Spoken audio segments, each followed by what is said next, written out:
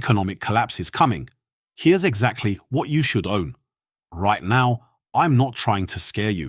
I'm trying to prepare you, because the warning signs are everywhere. Record levels of debt, real-time currency devaluation, geopolitical instability, and non-stop inflation. Now, I'm not saying collapse happens tomorrow. I'm saying the probability is high enough that your portfolio should reflect reality, not hope. And I'm going to show you exactly what you should own. Not panic assets, strategic assets. Let's begin. Part 1. Why this threat is real. Let me say something clearly. Economies collapse slowly, then suddenly. Before 2008, the warning signs were there. Banks were over-leveraged. Mortgages were toxic. The system was fragile. People paying attention saw it coming. People ignoring it got crushed. Right now, we are watching real-time currency devaluation. The United States printed more money in the last 5 years than in much of its prior history combined. That has consequences, real consequences. Debt to GDP ratios are reaching dangerous levels globally. Interest rates are rising, real estate is stretched, stock markets are expensive. These are not opinions, these are numbers. But here's the important part. Economic downturns are not the same thing as personal financial collapse. The people who understand what's happening and position themselves correctly do not just survive, they often thrive. Part 2. What you should own. First, physical assets. You control real estate, especially land and primary residences, not speculative rental properties dependent on fragile cash flow. Land, property, physical assets that cannot be printed by governments. During economic instability, land holds value. It always has. Tenants can disappear, demand can shift, but productive land and fully owned property remain powerful. A paid-off home provides security most people will never fully appreciate until uncertainty arrives. Second, precious metals, gold and silver. I know it sounds old-fashioned, but gold has been recognized as money for thousands of years. Every time currencies weaken, gold remains relevant. And I'm not talking about paper exposure. I mean physical precious metals you directly control. This is not hype, this is history. Third, dividend-paying essential businesses utilities. Water, electricity, waste management.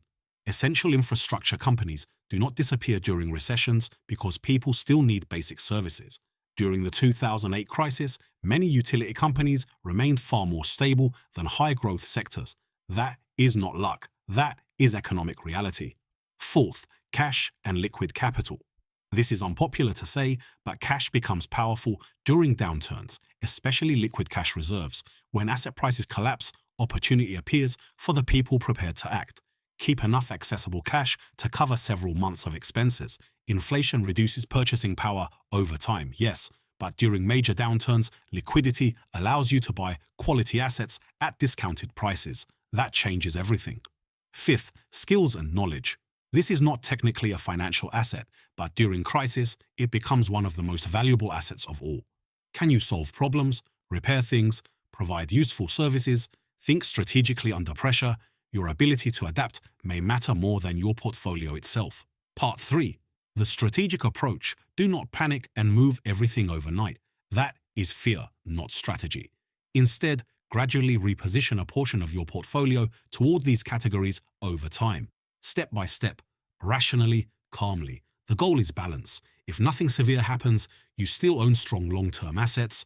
If serious instability arrives, you are positioned far better than most people. That is the sweet spot. Not fear-driven, not blind optimism, just realistic preparation. My friends, here's the truth. Preparation is not pessimism. It is wisdom. In every major financial crisis, the people who ignored reality suffered the most.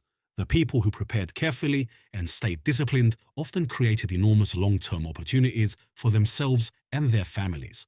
I am not saying collapse is guaranteed. I am saying the probability is serious enough that your financial strategy should acknowledge it. And here's the beautiful part. The assets I'm telling you to own are not just collapse assets. They are simply strong assets. Real estate remains valuable. Gold remains a hedge. Dividend businesses remain stable. Cash remains flexible. Skills remain priceless. These work in strong economies and weak economies. So whether collapse comes or not, you are prepared. That is not fear, that is strategy. Position yourself wisely, my friends, not tomorrow. Now, hit the like button, subscribe, and share this with someone who needs to hear it. I'll see you in the next video. Take care of yourself, and take even better care of your money.